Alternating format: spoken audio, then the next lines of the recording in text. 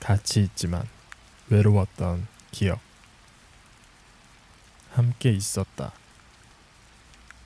그러나 그것은 실제의 동행이라기보다는 관념 속의 병치였다.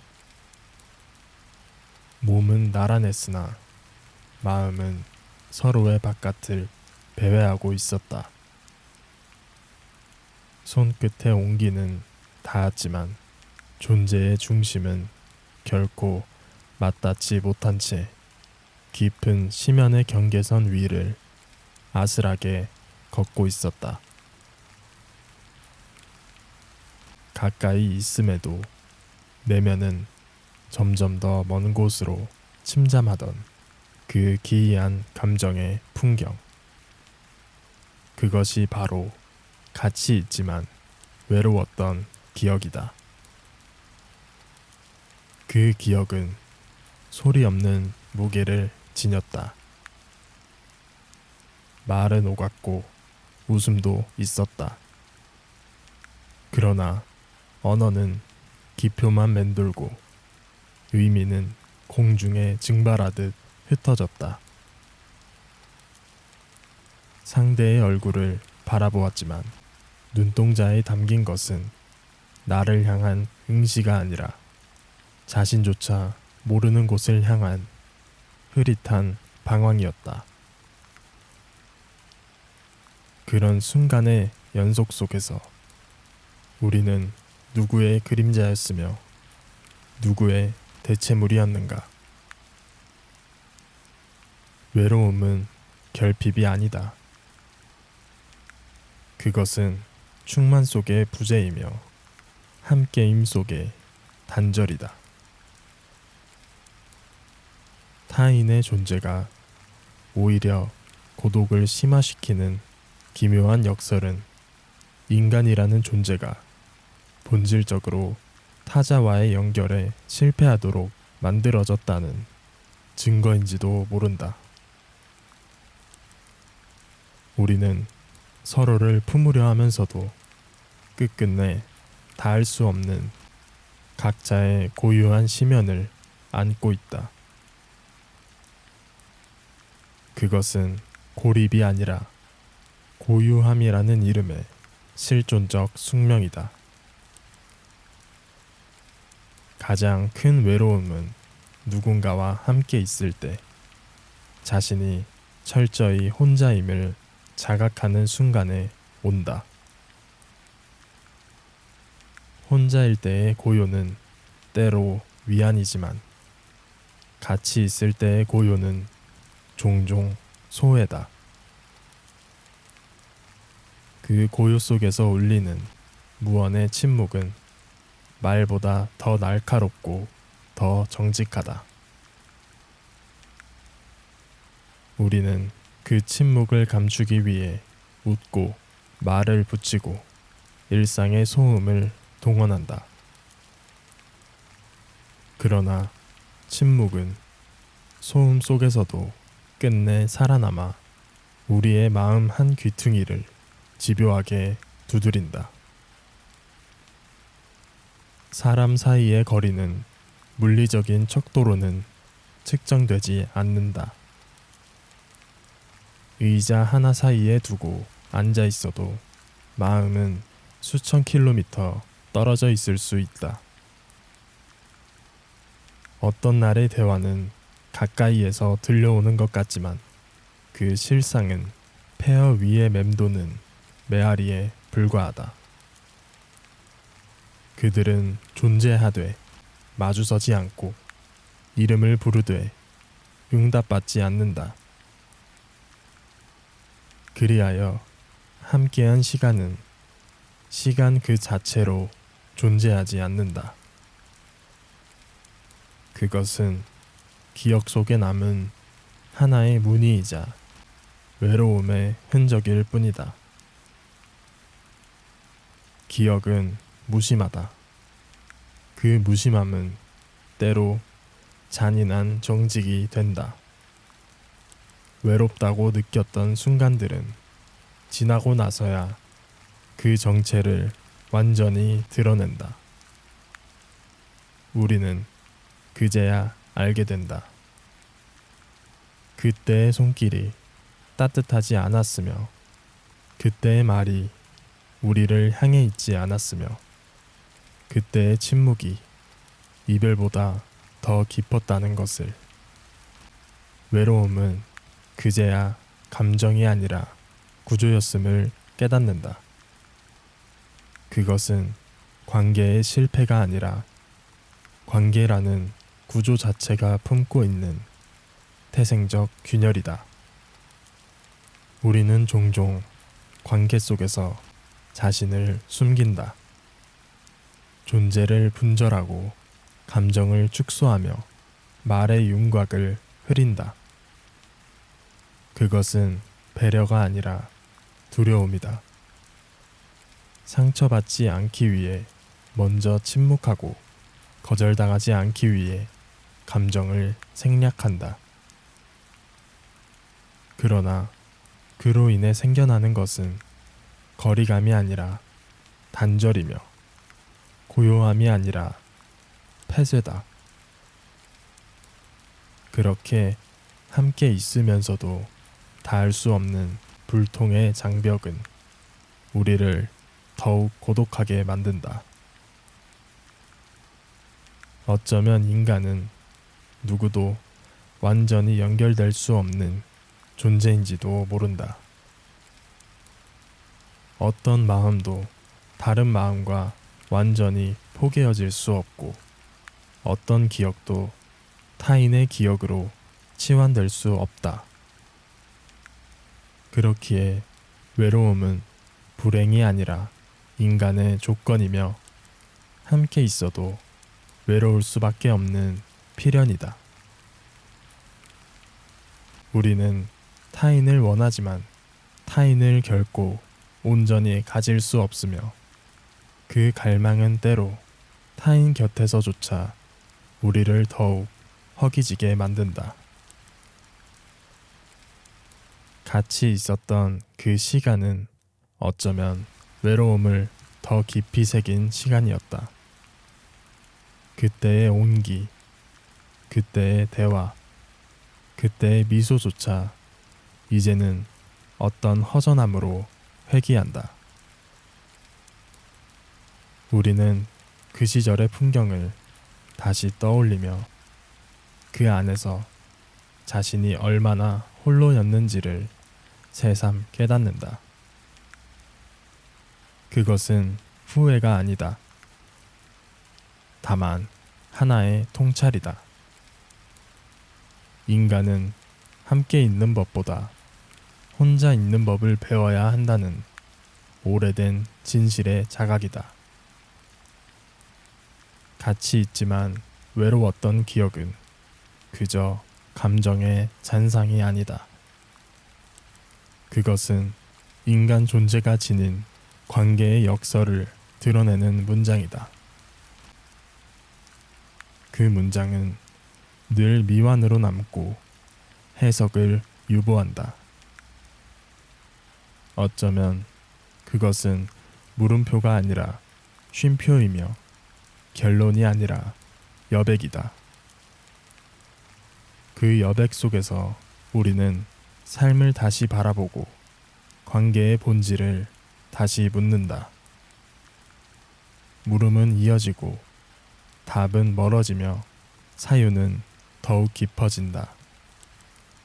결국 외로움은 타인이 주는 것이 아니라 타인을 향해, 타인을 통해 비로소 자각되는 것인지도 모른다. 그러므로 같이 있음은 외로움을 없애주지 않는다. 오히려 그것은 외로움을 더 분명히 비추는 거울이 된다. 그리고 그 거울 앞에서 우리는 묻는다. 다만 말로가 아니라 침묵으로. 대답을 구하기 위해서가 아니라 사유의 가능성을 열어두기 위해서. 그리하여 기억은 다시 고요해진다. 외로움은 사라지는 것이 아니라 그저 다른 이름으로 자리 잡는다. 그리고 인간은 그 기억 위에 또 다른 관계를 얹으며 다시금 어딘가를 향해 나아간다. 함께 있음과 외로움 사이, 그 불확정한 경계 위를 조심스레 걷는다. 그것이 인간의 걸음이다. 그것이 삶의 형식이다. 함께 웃었지만 혼자 아팠던 날들. 웃음은 언제나 진실을 말하지 않는다. 그것은 감정의 정점이 아니라 감정의 은폐일 수 있으며 때로는 고통의 완곡한 변형이기도 하다.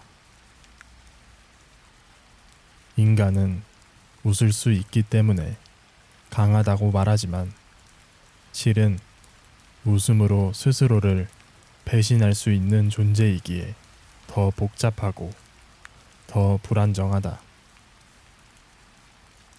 그 웃음의 이면에는 말해지지 못한 통증들이 잠복해 있다.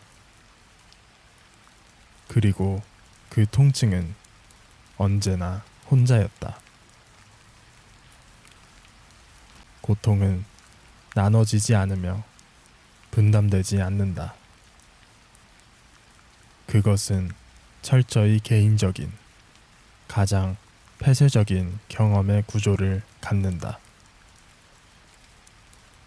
함께 웃었던 순간이 있었으나 그 웃음의 배후에는 아무도 들여다보지 못한 상처들이 있었다. 타인의 존재는 웃음의 공범이 되어줄 수는 있으나 고통의 목격자가 되어주지는 못한다. 인간은 타인의 웃음은 쉽게 받아들이나 타인의 고통에는 쉽게 고개를 돌린다. 왜냐하면 웃음은 무게가 없지만 고통은 감당을 요구하기 때문이다.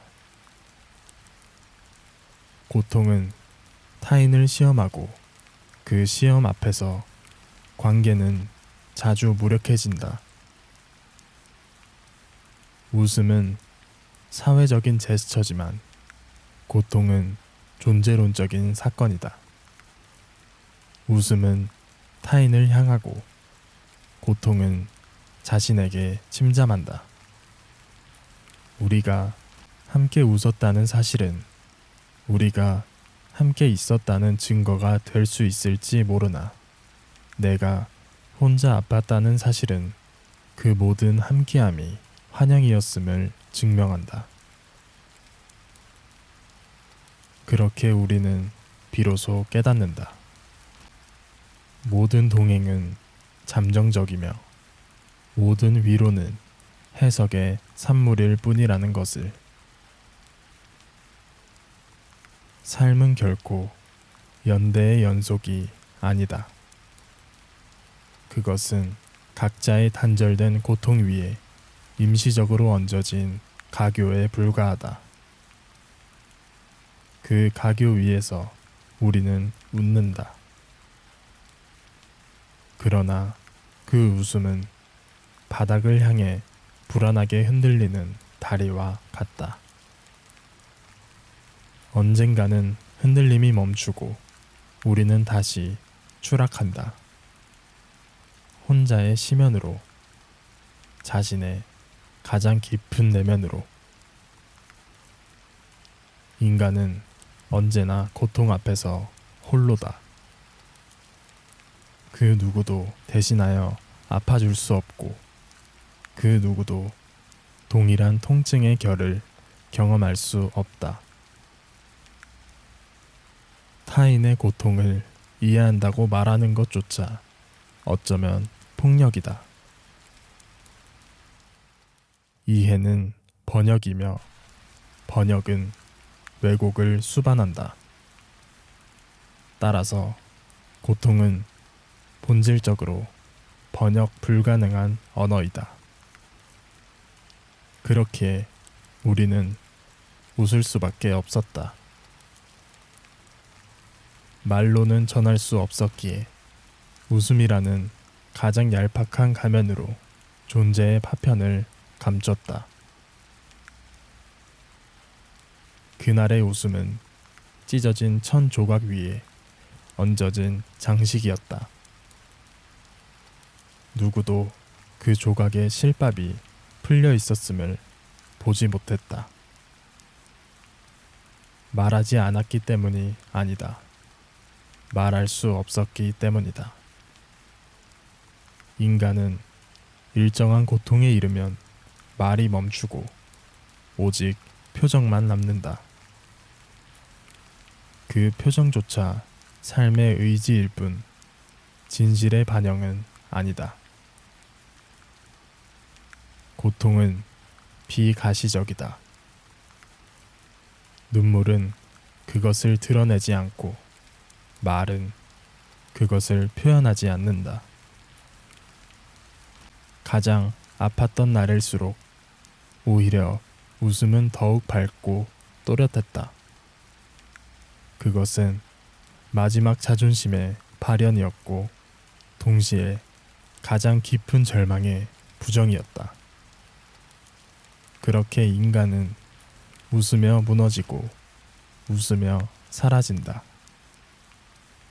그러나 어쩌면 혼자 아팠던 그날들은 진정한 자아와의 조우였는지도 모른다.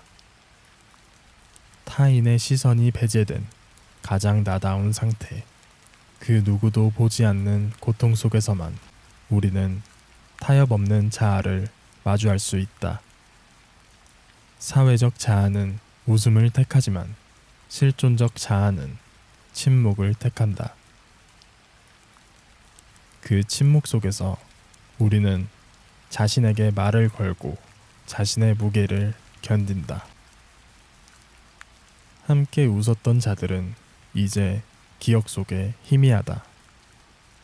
그러나 혼자 아팠던 자신은 생생하게 남아있다. 웃음은 기록되지 않지만 고통은 각인된다. 삶은 결국 누구와 웃었는지가 아니라 누구로 인해 아팠는가로 남는다. 그 기억은 말라붙은 상처가 아니라 살아있는 의식이다. 그리고 그 의식은 고통의 원인을 묻기보다 고통이 가능했다는 사실 자체를 질문한다. 어쩌면 고통은 반드시 타인의 무관심으로부터 시작되는 것은 아니다.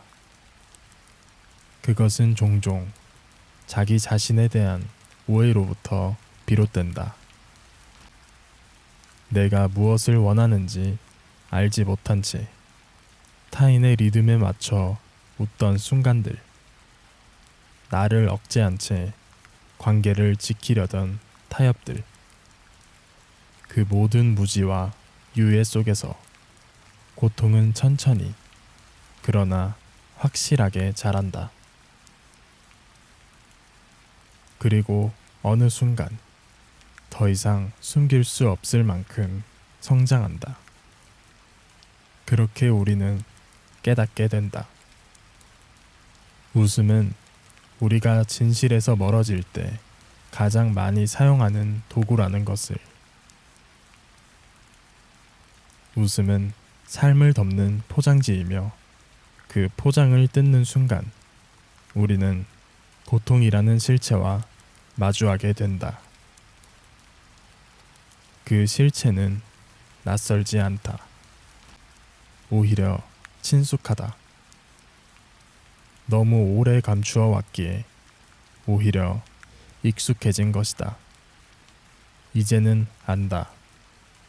함께 웃었던 기억은 사진처럼 남지만 혼자 아팠던 기억은 서사로 남는다. 그 서사는 고통의 연대기가 아니다. 그것은 자아의 해체와 재구성의 과정이다. 우리는 고통을 통해 다시 쓰이고 다시 묶이며 다시 세워진다. 그러므로 혼자 아팠던 날들은 단순한 슬픔이 아니라 존재의 진화였다. 누구도 나의 고통을 끝까지 들어주지 않았지만 그 고통은 끝끝내 나를 들어 올렸다. 웃음이 침묵한 순간 고통이 나를 말하게 했다. 그 말은 타인을 위한 것이 아니라 나를 위한 선언이었다. 그것은 진실의 회복이며 침묵의 종결이다. 고통은 외부로 전달되지 않지만 내부에서는 분명히 기록된다. 그러니 웃음은 삶의 표면이고 고통은 그 시면이다.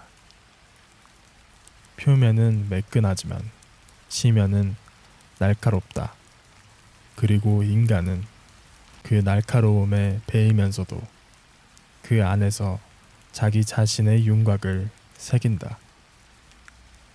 함께 웃는 것보다 혼자 아픈 것이 더 정직한 인간의 모습일지도 모른다. 웃음은 소비되지만 고통은 숙성된다. 그리고 숙성된 고통은 삶을 재구성하는 철학이 된다. 이제 우리는 웃음보다 고통을 더 오래 기억하게 된다. 왜냐하면 그것은 더 오래 우리와 함께 있었기 때문이다. 웃음은 순간을 데워주지만 고통은 시간을 관통한다. 그것이 인간이 웃음보다 고통에서 더 많은 진실을 얻는 이유다. 결국 함께 웃었다는 사실은 기억에 남지만 혼자 아팠던 날들은 존재를 남긴다. 우리는 그 고통을 부정하지 않고 그 속에 머무는 법을 배운다. 그것은 치유가 아니라 이해이며 도피가 아니라 수용이다. 고통은 질문하지 않는다. 그것은 단지 존재하며 우리로 하여금 사유하도록 만든다. 그리고 바로 그 지점에서 철학은 시작된다. 마음을 닫는 것이 자존이 되는 나이.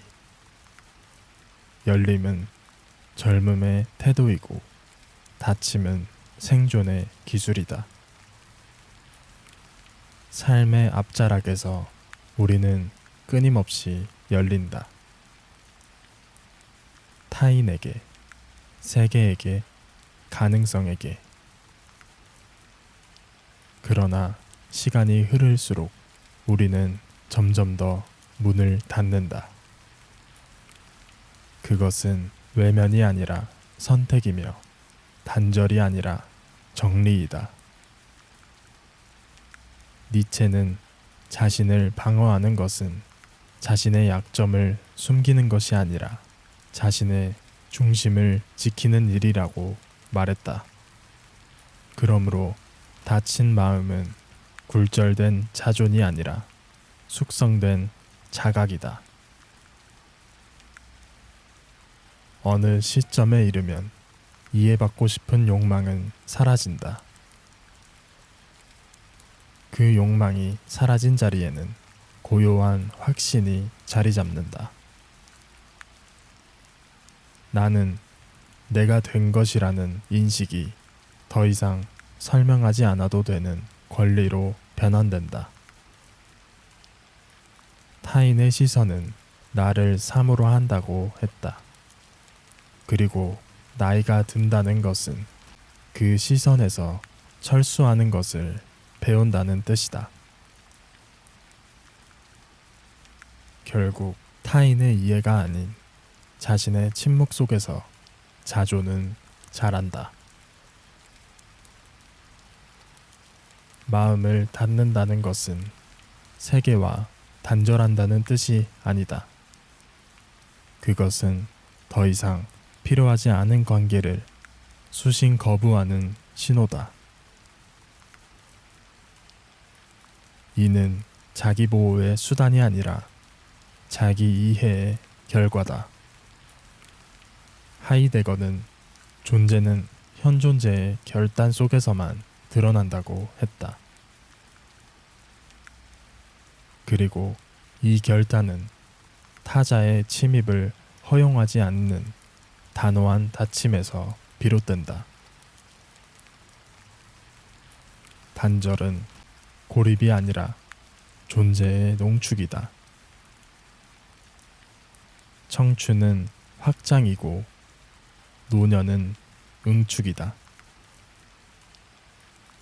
한때는 나를 넘어서고자 했지만 이제는 나로 충분하다는 인식이 생긴다. 그 인식은 외부를 향한 애착을 줄이고 내부로의 기환을 촉진한다. 그것은 곧 내면의 소란을 견디는 힘, 아무것도 증명하지 않아도 되는 자유를 의미한다. 미셸 푸코는 말한다. 자아란 타자의 눈을 통해 구성된 허상일 수도 있다. 그렇다면 마음을 닫는다는 것은 그 허상으로부터의 철수, 타자의 연극에서 내려오는 일이다. 닫는다는 것은 포기하는 것이 아니라 선택적으로 열겠다는 선언이다. 모든 문이 열려 있을 때 바람은 방향을 알 수 없고 중심은 흔들린다. 하지만 문을 닫으면 내부는 비로소 침착해진다. 침묵은 가장 완전한 언어이다. 침묵과 닫힘은 말 없는 선언이다. 나는 나를 위해 닫았으며 나를 위해 남기지 않았다. 철학은 종종 고독한 인식에서 시작된다. 그 인식은 군중으로부터의 철수이며 시면으로의 귀환이다. 소크라테스는 델포이의 신탁 이후 아테네 전체를 돌아다니며 스스로의 무지를 증명했다. 그러나 노년의 그는 더 이상 누구도 설득하려 들지 않았다. 왜냐하면 사유는 타인을 통해 성장하지만 침묵을 통해 완성되기 때문이다. 마음을 닫는다는 것은 침묵의 윤리에 복종하는 것이다. 살아가는 동안 인간은 많은 것을 열고 또 닫는다. 처음에는 문을 두드리는 쪽이었지만 어느새 문을 잠그는 쪽이 된다. 그것은 생의 퇴보가 아니라 생의 심어다. 말할 수 없는 것에 대해선 침묵해야 한다. 하지만 우리는 더 나아가 말하지 않아도 되는 것들에 대해서도 침묵한다. 그것은 삶이 나를 이해하지 못했기 때문이 아니라 이제 내가 삶을 이해하기 시작했기 때문이다. 자조는 외부로부터 주어지는 것이 아니다. 그것은 차단의 과정에서 생겨난다.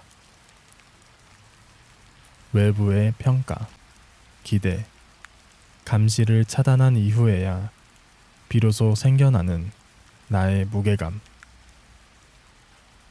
그 무게는 경멸과도 다르고 무관심과도 다른 것. 그것은 연민도 원망도 제거된 자리에서의 존재 감각이다. 시몬 베유는 주의는 사랑의 가장 순수한 형태라 했지만 일정한 나이에 이르면 그 주의를 나에게 돌려야 할 순간이 온다. 이제는 누군가를 감동시키기 위해 살아가는 것이 아니라 나를 훼손하지 않기 위해 살아가는 시기다. 이제는 누군가를 감동시키기 위해 살아가는 것이 아니라 나를 훼손하지 않기 위해 살아가는 시기다. 그것은 고립이 아니라 자율이다. 외부의 언어가 아닌 내부의 침묵으로 살아가는 법. 끊임없이 설명하지 않아도 되는 사람. 그것은 말의 인간에서 존재의 인간으로 진화하는 일이다. 말을 덜 하게 되고 표정을 덜 짓게 되며 반응하지 않게 되는 시기. 그 시기야말로 자존의 가장 단단한 형태다. 마음을 닫는다는 것은 기대하지 않는다는 뜻이고, 기대하지 않는다는 것은 실망하지 않는다는 뜻이며, 실망하지 않는다는 것은 타인에 의해 흔들리지 않는다는 뜻이다. 그것은 마음을 닫혀서 닫는 것이 아니라 다치지 않기 위해 닫는 것이며, 더 나아가 다쳤다는 사실조차 의연하게 감싸 안을 수 있게 되었기에 닫는 것이다. 고요는 무기력이 아니다. 고요는 선택이다. 나는 열지 않음으로써 내가 누구인지 잊지 않게 되고, 말하지 않음으로써 침묵이 지닌 진실의 무게를 안다. 삶은 짧고 예술은 길다고 했지만 마음을 닫는다는 행위 자체가 인생의 후반부의 예술일 수 있다. 그것은 단호한 결별이자 아름다운 퇴장이다. 우리는 언젠가부터 대화를 멈추기 시작한다. 그것은 타인을 향한 단절이 아니라 더 이상 자신을 증명하지 않겠다는 선언이다. 증명은 오직 의심 앞에서만 필요하다. 그러나 이제 우리는 의심받는 것을 두려워하지 않는다. 그러니 증명도 설명도 해명도 다 쓸모가 없다. 남는 것은 단지 한 사람의 자리에 대한 태도. 그것만이 자존이다. 다친 마음은 차가운 것이 아니다. 그것은 온도를 안쪽으로 모은 것이다. 외부에 분산시키지 않고 스스로의 중심에 집중한 것. 그러므로 다침은 단절이 아니라 회귀다. 삶의 후반부는 관계의 팽창보다 중심의 응축이 더 중요해지는 시기다. 그리고 그 응축 속에서 우리는 비로소 침묵과 고요를 고립이 아닌 통일로 경험하게 된다. 이제는 말하지 않음으로써 말하고 반응하지 않음으로써 나를 드러내고 웃지 않음으로써 자리를 지킨다. 그렇게 인간은 생애 후반에서야 비로소 하나의 중심이 된다. 무거워지며 가볍고 고요해지며 선명해진다. 그러니 마음을 닫는다는 것은 사라짐이 아니라 견고해짐이다.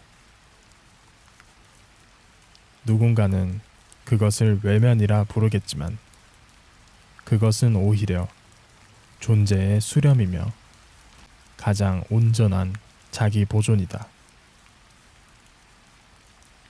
그리고 바로 그 지점에서 사는 것은 존재하는 것으로 격상된다. 정들기 전에 멀어지는 게 편한 나이. 정이라는 것은 언뜻 보면 온기를 담고 있는 듯 하지만 실상은 그 온기에 기대어 나를 잃어버리게 만드는 습성이 있다. 정은 가깝고 가까움은 침범을 부르며 침범은 곧 나의 경계를 흐린다. 젊은 시절에는 그러한 흐림을 사랑이라 불렀지만 어느 시점에 이르면 그것은 자기 소멸의 전조임을 직감하게 된다. 그러므로 정들기 전에 멀어지는 것은 회피가 아니라 자각이며 두려움이 아니라 성숙이다. 니체는 말했다. 우리는 가까운 사람들에 의해 더 깊이 상처받는다. 왜냐하면 그들이 우리 안으로 들어왔기 때문이다. 관계란 침입이기도 하다. 온화한 얼굴로 다가와 내 안의 질서를 흔드는 은밀한 변형. 젊을 때는 그 변형을 성장이라 믿었고 그 흔들림을 인간됨의 증거로 여겼다.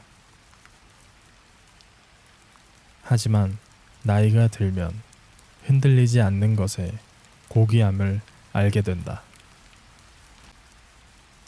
흔들림 없는 고요함. 그것이야말로 하나의 인격이 완성되는 자리다. 멀어진다는 것은 반드시 떠난다는 뜻이 아니다. 그것은 적정한 거리의 미학을 이해하기 시작한 사람의 선택이다. 그 거리는 냉담함이 아니라 보존이며 상실이 아니라 절제다. 사르트르는 인간은 타인의 지옥이라 했지만 그것은 타인 자체가 아니라 타인이 나를 너무 가까이 들여다보게 했을 때의 문제다.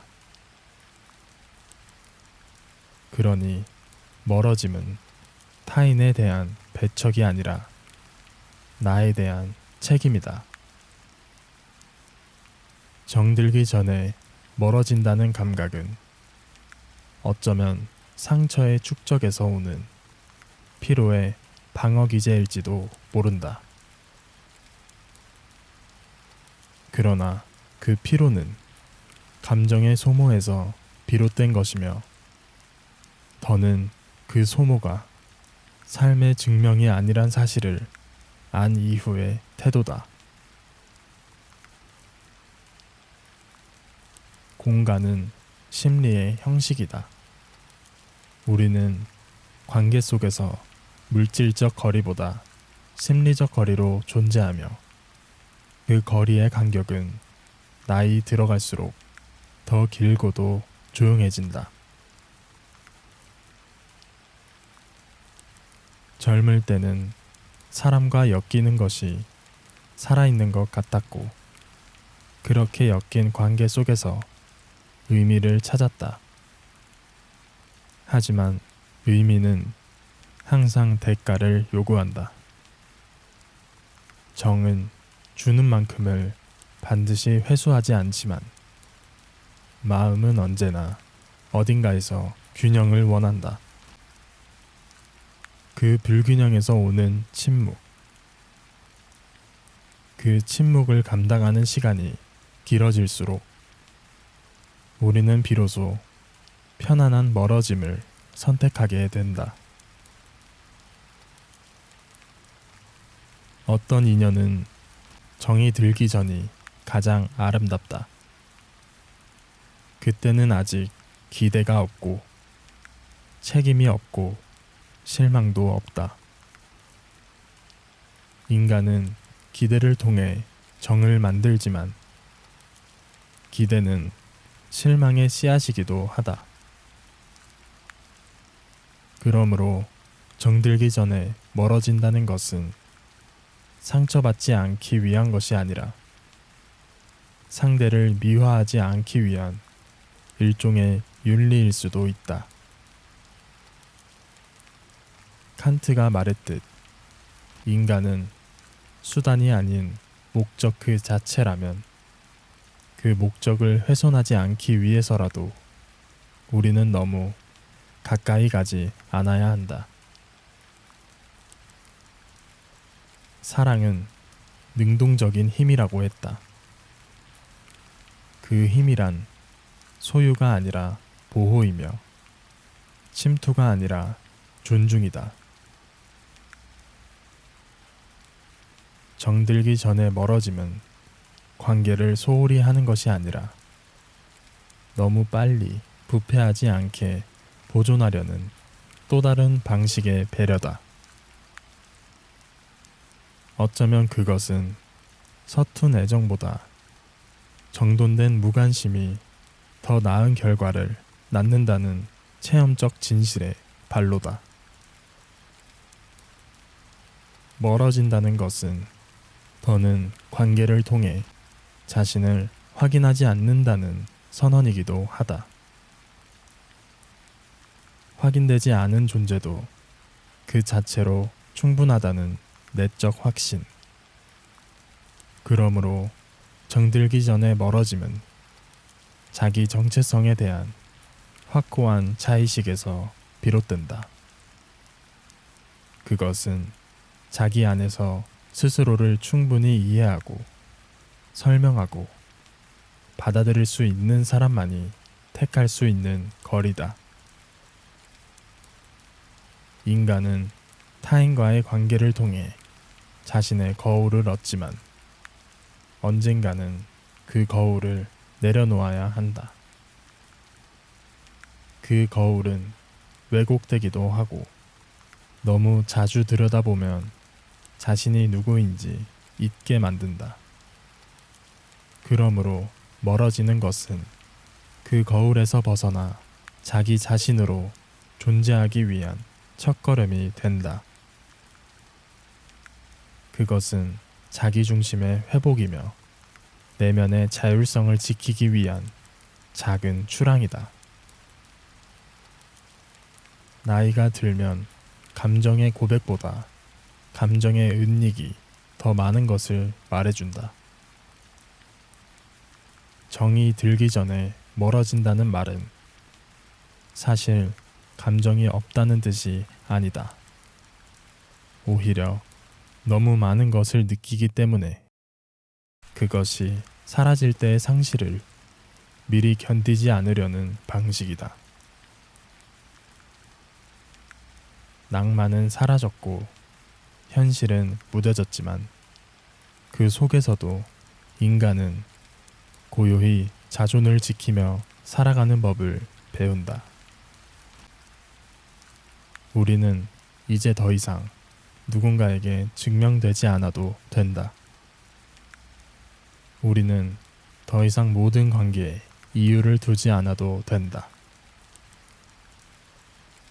인연의 시작보다 인연의 유지가 훨씬 고된 일임을 아는 나이가 되었기 때문이다.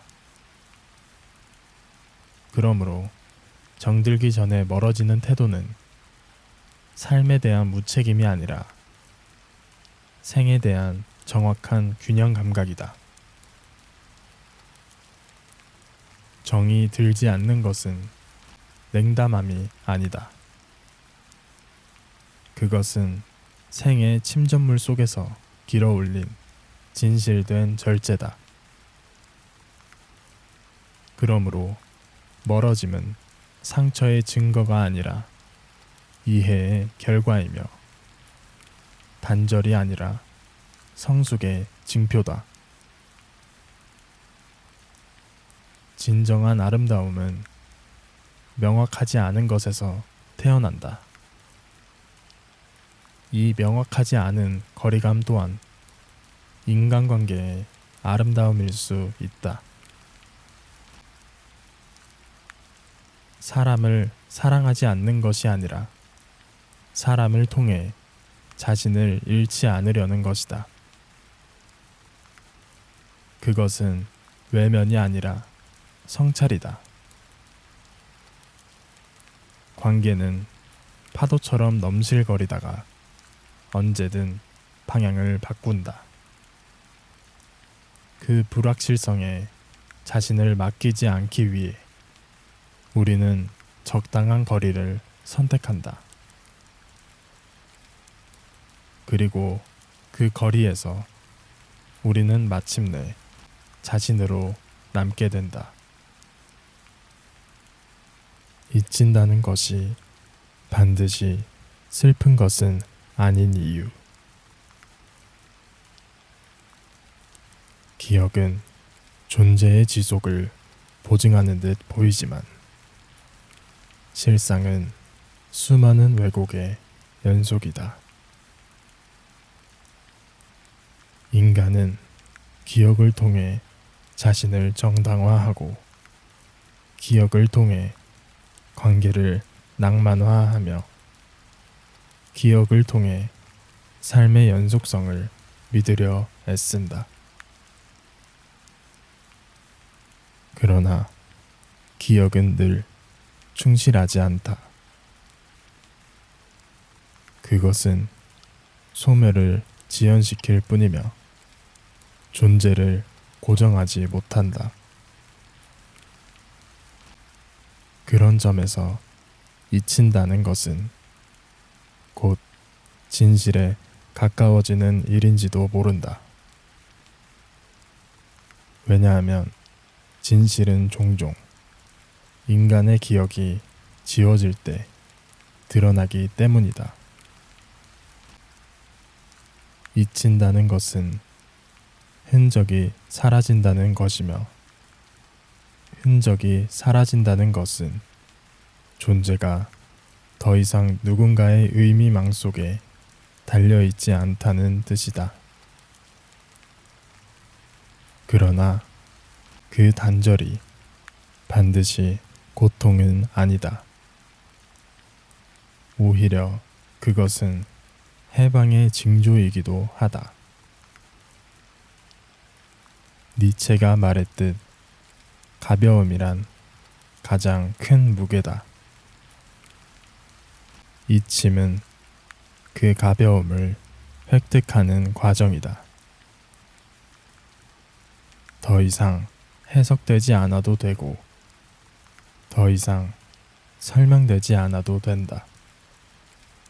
존재는 자신의 무게에서 잠시 내려와 망각이라는 바람 속에서 스스로를 새롭게 정렬한다. 기억은 주체의 것이라기보다 공동체의 서사 속에서 반복된 구절이다. 인간은 기억을 공유함으로써 공동체의 일원이 되지만 그 공유가 끊어질 때 비로소 개체로서의 자기가 떠오른다. 이침은 개인을 공동체의 언어에서 분리시키며 그 분리는 슬픔이 아니라 자기 회복의 전조다. 망각은 미래를 위한 준비라고 했다. 그 말처럼 잊힌다는 것은 더 이상 과거에 갇히지 않겠다는 선언일지도 모른다.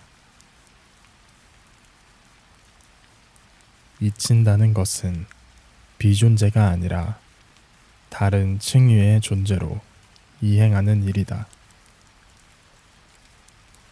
존재는 타인의 의식 속에 새겨짐으로써 연장되기도 하지만 타인의 의식은 언제나 불완전하고 일시적이다.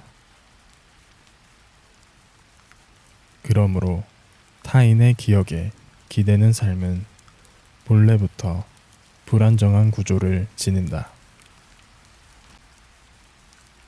잊힌다는 것은 그 불안정성에서 벗어나는 과정이다. 누구의 기억에도 남지 않는 자리에서 인간은 자신과의 온전한 대화를 시작할 수 있다.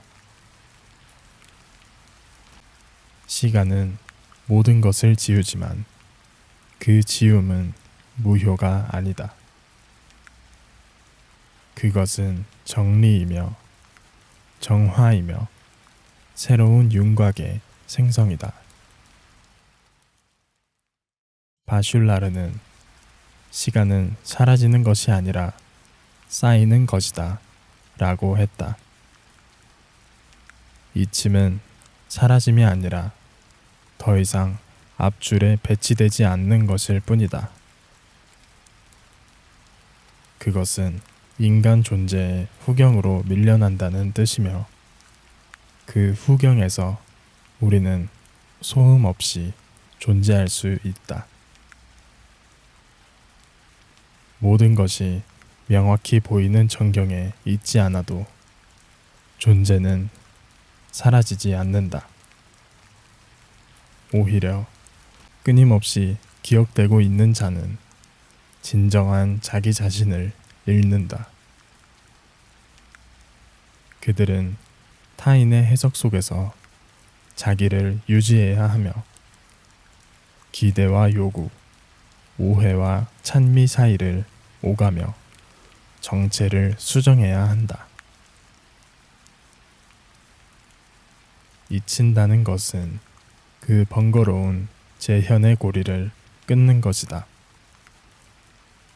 그것은 무대 뒤편으로 물러나는 일이며 조명이 꺼진 후에도 무대가 아닌 삶이 여전히 계속됨을 아는 사람만이 택할 수 있는 침묵의 방식이다. 우리는 너무 오래 누군가의 기억에 남으려 애썼다. 그러나 기억에 남는다는 것은 대부분 정확하지 않은 모습으로 남는다는 뜻이며 종종 아름답게 왜곡되거나 추하게 오해된다. 잊힌다는 것은 그 모든 편견과 찬사의 그림자를 피하는 일이다. 그것은 자기 존재의 왜곡을 멈추고 진정한 자기를 회복하는 과정을 허용하는 것이다. 어쩌면 인간은 기억을 통해 사라지는 것이 아니라 망각을 통해 남게 되는 존재인지도 모른다. 왜냐하면 망각은 상징이 사라진 자리에 본질을 남기기 때문이다. 상징계가 부재할 때 실제가 드러난다고 했다. 그 실제는 이치미효의 고요 속에서 고개를 든다. 기억 속의 나는 수없이 수정되지만 잊힌 나만이 변하지 않고 남는다. 잊혀진 자리는 침묵과 고요로 가득 차 있고 그 고요는 곧 자아의 진실한 반영이다. 잊힌다는 것은 더는 이야기의 일부가 되지 않는다는 뜻이다. 그러나 이야기가 아닌 삶이야말로 가장 순수한 실제이며 그것은 언제나 침묵 속에서만 완성된다. 기억은 말과 이미지의 연속이지만 삶은 때때로 이름도 이미지도 없이 흐른다. 그 흐름 속에 자신을 맡길 때 인간은 가장 명확하게 자기 자신이 된다. 그것은 이름을 되찾는 것이 아니라 이름 없이 존재하는 법을 배우는 일이다. 기억은 인위적이며 잊힘은 자연스럽다. 그러므로 슬픔은 오히려 기억에 있다. 기억이 떠오를 때마다 부재를 더 명확히 인식하게 된다. 하지만 잊힘 속에서는 그런 부재조차 조용히 가라앉는다. 니체가 말했듯 누군가를 사랑하는 것은 그를 잊어버릴 수 없기 때문이다. 그러나 때로는 그 사랑의 무게에서 벗어나기 위해 잊음이 필요한 것이다. 그 잊음은 모욕이 아니라 배려이며 슬픔이 아니라 수용이다. 잊힌다는 것은 기억에서 배제되는 것이 아니라 삶의 전면에서 물러나는 일이다. 그 물러남은 상실이 아니라 변용이며 존재의 방식이 바뀌는 것이다. 우리는 더 이상 설명되지 않아도 되고 회상되지 않아도 된다. 존재는 존재 자체로 충분하며 그것이야말로 잊힘이 주는 가장 큰 자유다. 마음이 식은 게 아니라 삶이 바빴을 뿐. 인간의 마음은 꽃처럼 피고 지는 것이 아니다. 그것은 계절처럼 순환하는 것이며 때로는 겉으로는 무표정하지만 속으로는 고요한 경랑을 숨기고 있다. 그러므로 표면의 침묵이 반드시 내면의 냉각을 뜻하지는 않는다. 삶이란 어쩌면 그 침묵 속에서 가장 뜨겁게 우리를 소진시키는 일의 연속이다. 마음이 식었다는 말은 너무 성급하다. 인간의 정동은 온도로 가늠할 수 없는 복잡성을 갖는다. 사랑, 관심, 애정, 우정 같은 단어들은 종종 감정의 농도를 전부 설명하지 못한다. 하이데거는 인간이란 현 존재, 즉 세계 속에서 존재하는 자라 했다. 그 세계 속 존재는 늘 바쁜 것이다. 존재한다는 것 자체가 곧 무언가를 향해 가는 일이기에 바쁨은 존재의 증거이고 방향의 징표다. 그러니 마음이 줄어든 것이 아니라 단지 그 마음을 표현할 여백이 줄어든 것일 수도 있다. 삶은 우리를 끊임없이 앞으로 밀어낸다. 계획된 시간표와 갑작스레 터지는 사건들, 가속화되는 세상 속에서 우리는 항상 다음 일을 염두에 둔다. 벤야민은 근대의 시간을 지나침의 연속이라 불렀다.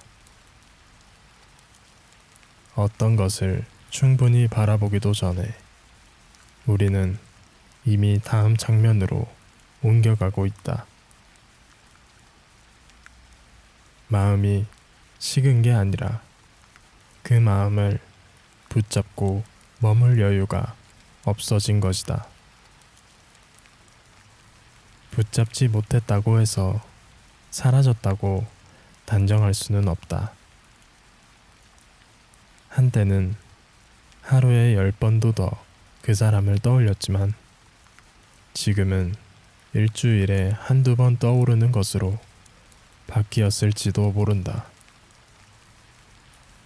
그러나 빈도는 감정의 척도가 아니며 빈틈은 사랑의 반증이 아니다. 오히려 바쁜 틈새 속에서 문득 떠오르는 한 사람의 얼굴이야말로 가장 오래 남아있는 감정의 증거인지도 모른다. 삶이 바쁘다는 것은 곧 생존이 전면에 나선 상태다. 생존은 관계를 밀어낸다. 생존은 설명보다 해결을 요구하고 감정보다 기민함을 요구한다.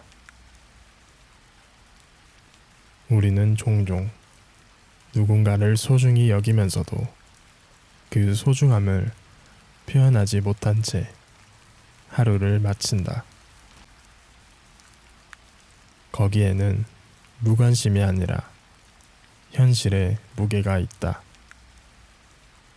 미래는 오지 않았고 과거는 지나갔으며 현재는 흐르고 있다.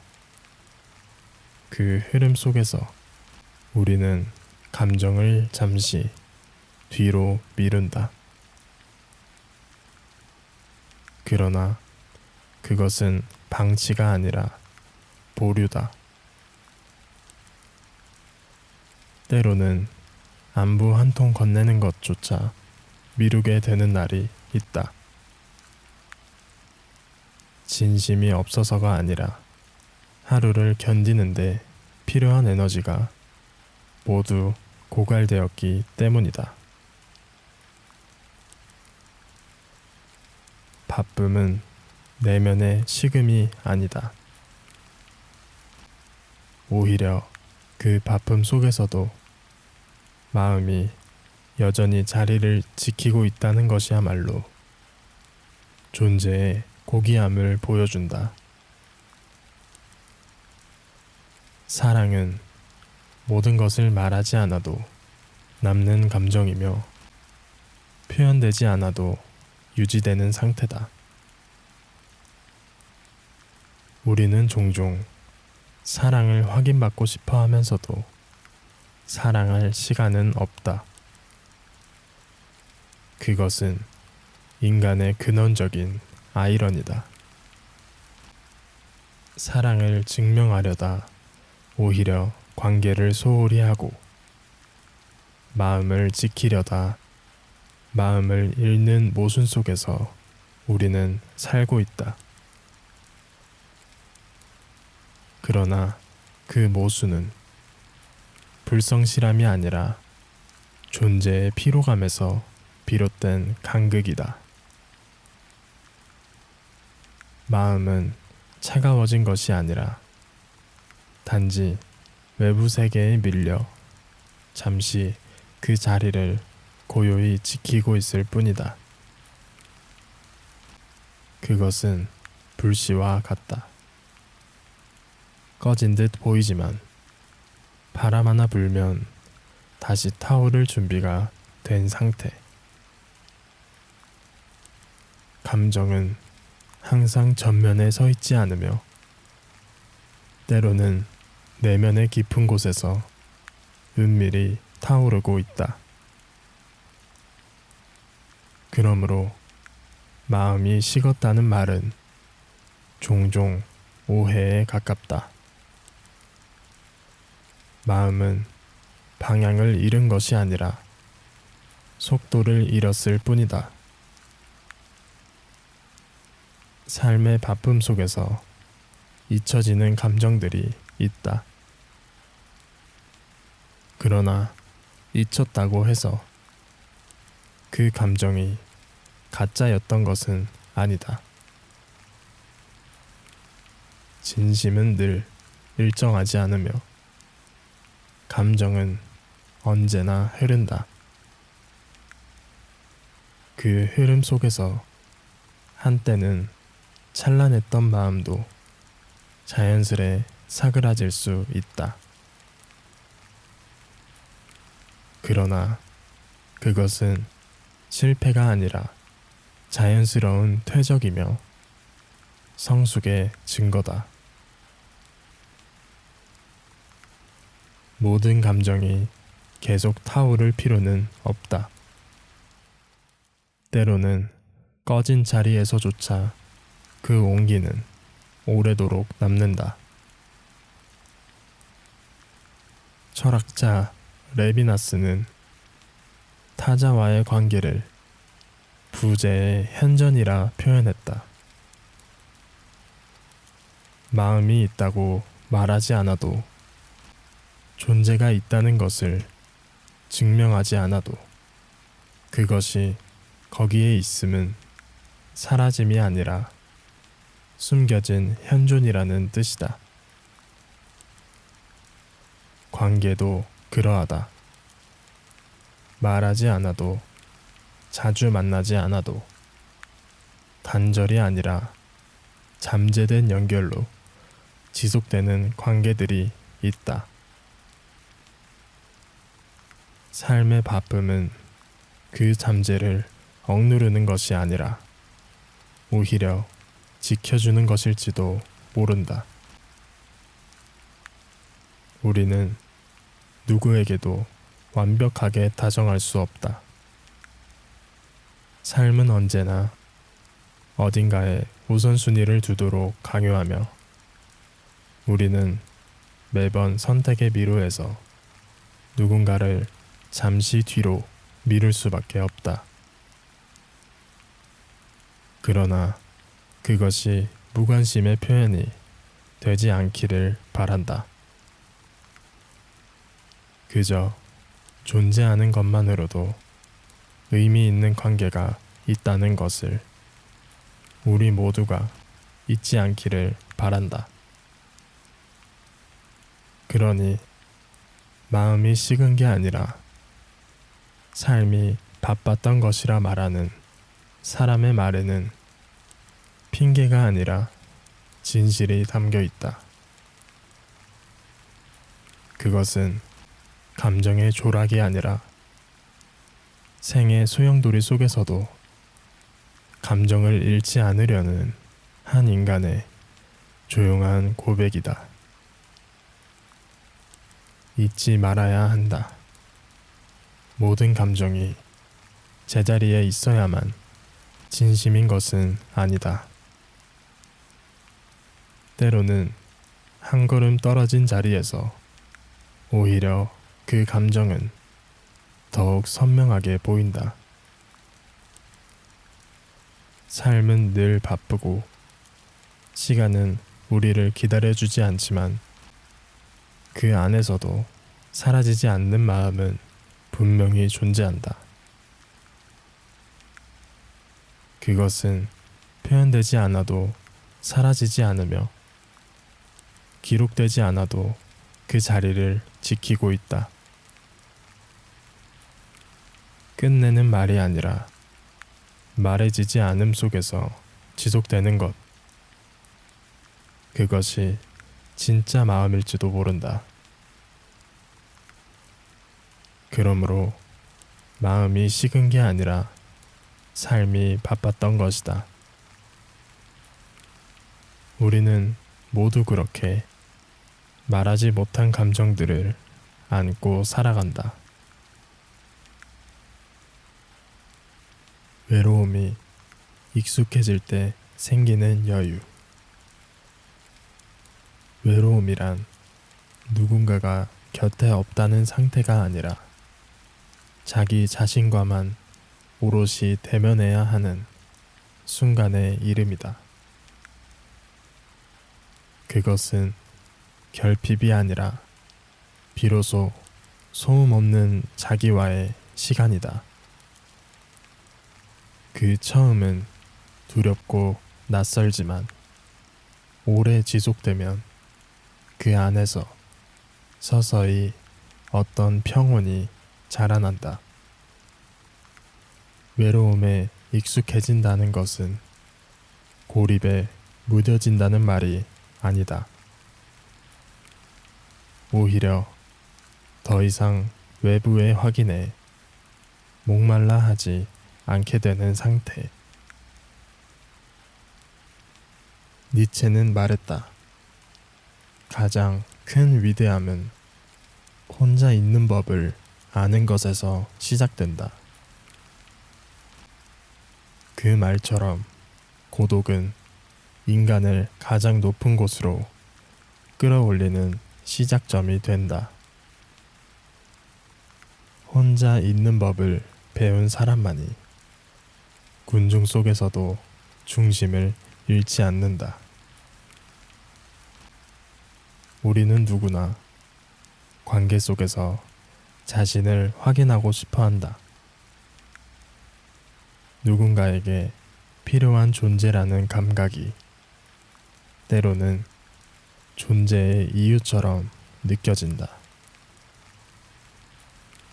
그러나 인간의 존재가 누군가의 시선에 의존할 때 그 존재는 스스로를 증명할 수 없는 결핍이 된다.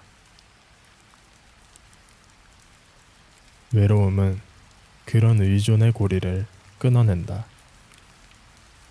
그것은 타인의 응시에서 벗어나 자신을 바라보는 훈련이며 그리하여 가장 본질적인 자기를 다시 회복하는 과정이다.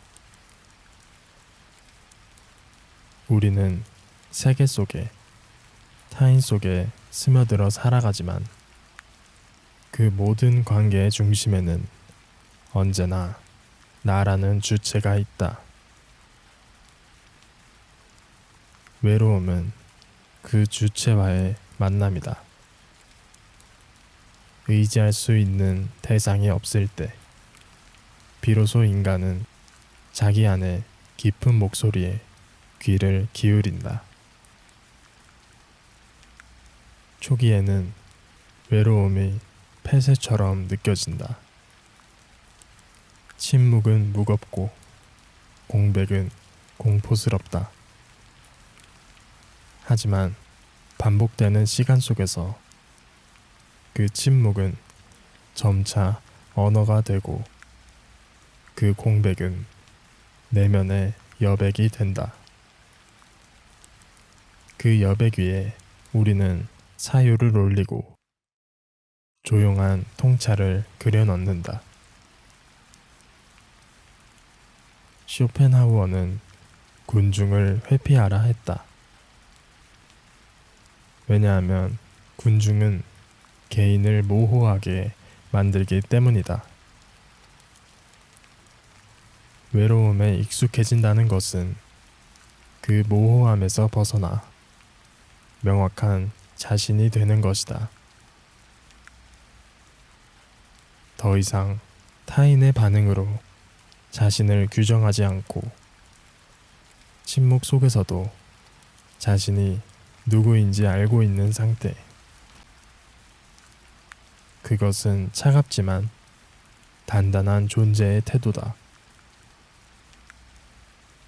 누군가의 말에 흔들리지 않고 누군가의 부재에 무너지지 않는 정신의 구조.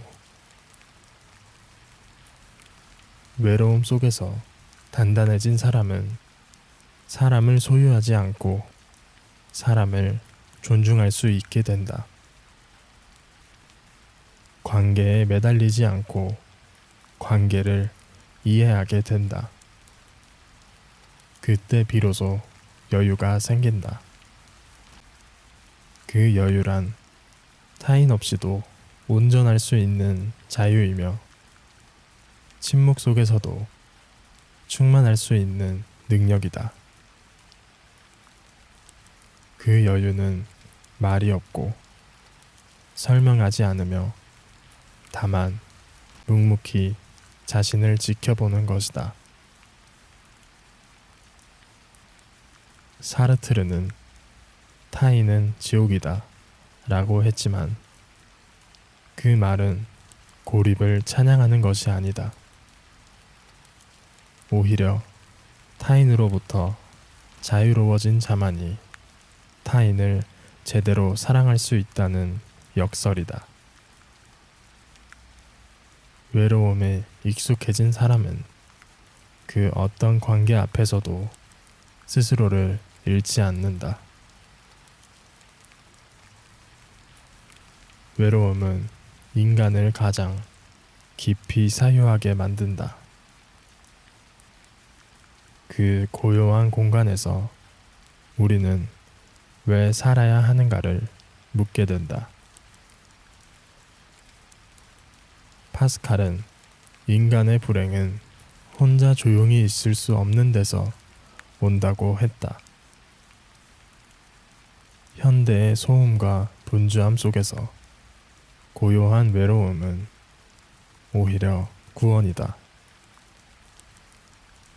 고독은 자기 수양의 시간이며 외로움은 감정의 검열이 끝난 후에 순수한 나다움이다. 그것은 도피가 아닌 귀환이며 비어있음이 아닌 정제된 충만이다. 이 여유는 혼자가 되는 것을 두려워하지 않을 때 주어진다. 그리고 그 여유를 가진 자는 타인의 혼란 속에서도 평온을 유지할 수 있다. 외로움이 익숙해질 때 우리는 사람을 조건 없이 바라보게 되고 말보다 눈빛을 읽게 되며 침묵 속에서 타인의 슬픔을 더 잘 이해하게 된다. 그것은 단절이 아닌 연결의 다른 방식이다. 결국 외로움은 인간이 인간답게 존재할 수 있는 마지막 남은 훈련일지 모른다. 그 속에서 우리는 남들과 다른 시간의 속도를 가지게 되고 그 속에서만 가능한 사유와 감정의 정제가 이루어진다. 외로움이란 사라져야 할 감정이 아니다. 그것은 받아들여져야 할 실존이며 그 안에 오래 머문 자만이 가질 수 있는 고요의 깊이다. 그리고 그 고요 속에서 생겨나는 여유야말로 진짜 자신에게 다가가는 문이 된다. 외로움이 익숙해질 때 비로소 우리는 말하지 않아도 이해할 수 있는 존재가 되고 지켜보는 것만으로도 사랑하는 법을 배우게 되며 가장 많은 것을 비워낸 자만이 가장 가득 찬 눈빛을 가지게 된다는 사실을 조용히 깨닫게 된다. 이야기가 마음에 닿았다면 조용조용을 구독해주세요. 여러분의 좋아요와 구독은 저에게 아주 큰 힘이 됩니다. 시청해 주셔서 정말 감사합니다.